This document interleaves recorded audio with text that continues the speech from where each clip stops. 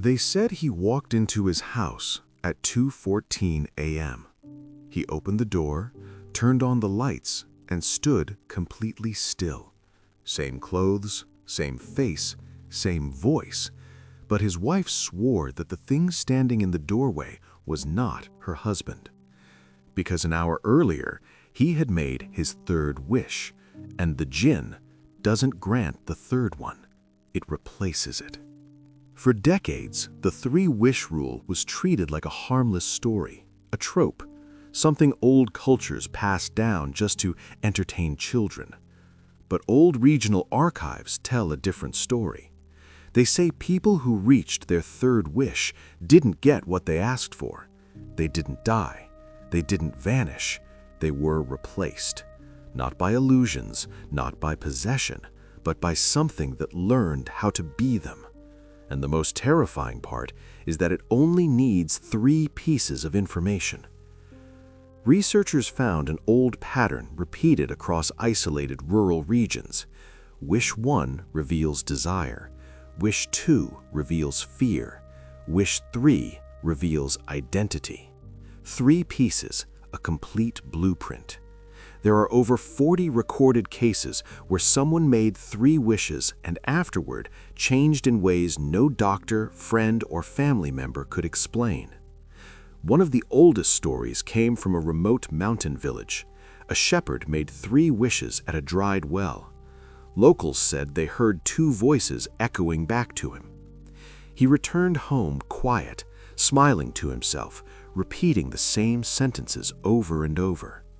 3 days later, his brother found him sitting upright in bed, wide awake, whispering, "It's almost finished copying me." He died the next morning, but his brother swore that for 3 nights afterward, he heard footsteps in the house that moved like his brother, but didn't breathe like him. Another story described a traveler from a desert settlement who made 3 wishes far from home. After he returned, he refused to walk anywhere where shadows were present. He told his sister, "The thing that came with me is standing inside my shadow." He disappeared 2 weeks later. Only his shadow was found burned into the wall. As the stories spread across different regions, the details were always the same. People hesitated before finishing sentences. They paused at unnatural moments. They stared at their families as if they were studying them. One doctor from a quiet hillside town wrote, "Patients say they feel a presence inside their thoughts, not a voice, a delay, like someone else answers first."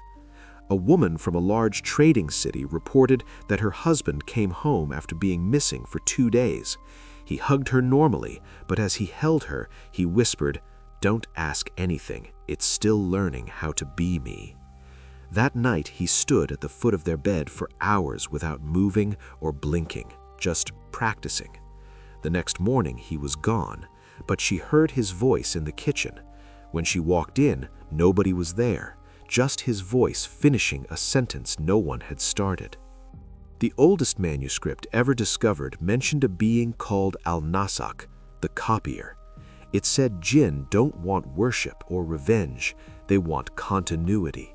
Humans die, Djinn don't, so they need something from us, a host, a pattern, a complete map of how a person behaves, thinks, reacts, and chooses. The wishes were never rewards, they were data collection. Wish 1 shows what you reach for. Wish 2 shows what you run from. Wish 3 shows who you truly are when you have nothing left to hide.